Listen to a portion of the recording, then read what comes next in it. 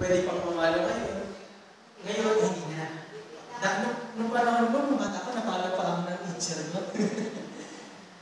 Effective yun. Pero, ang tanong, kapag ikaw ay katikista, at nagtuturo ka tungkol sa Diyos, tapos ipinapakita mo sa bata na naiinis ka at magagalit ka, at naninigaw ka, nangguguliw ka,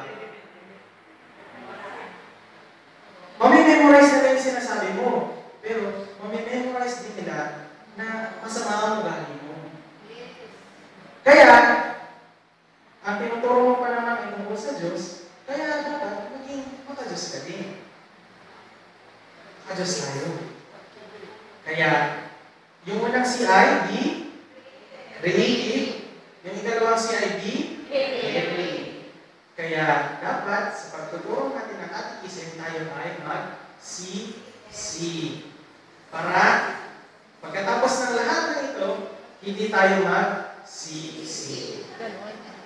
Okay? Sabi ni Father Walsh kanina, yung pinikwento niya sa pagbisita niya sa prison, sa Manila City Jail, naalala niyo ba yun? Yung image ni Jesus Christ na walang balikan at walang paa. So, dahil kayo ang magiging balikan ni Jesus sa BEC ninyo. Pero, may dadagdag ako, may hihigilingin ako. Kasi magaganda naman kayong lahat. Amen. At gwapo,